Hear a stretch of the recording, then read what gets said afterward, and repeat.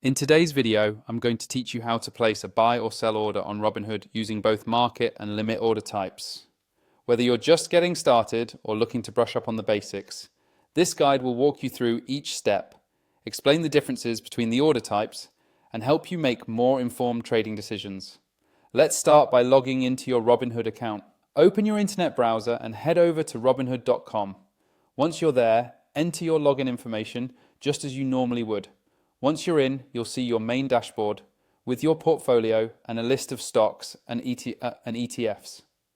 Next, decide which stock or ETF you want to trade. Simply browse through your portfolio or use the search bar at the top to find what you're looking for. Once you've found it, click on the stock or ETF's name to open its detailed page. On this page, you'll see a button labeled Trade. Click on this and then select either buy or sell, depending on what you want to do. Now, let's talk about the two common order types you'll encounter, the market order and the limit order. First up is the market order.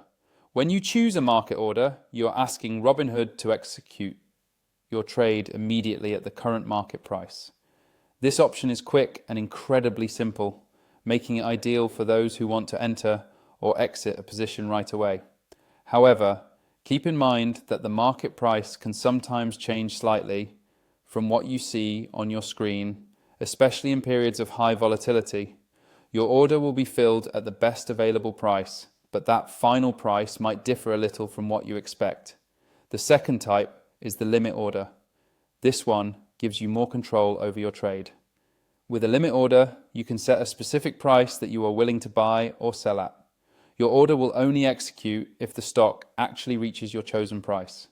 This can help you avoid overpaying for a stock or selling it for less than you want. However, the catch is that your order might not be filled at all if the market price never reaches your limit.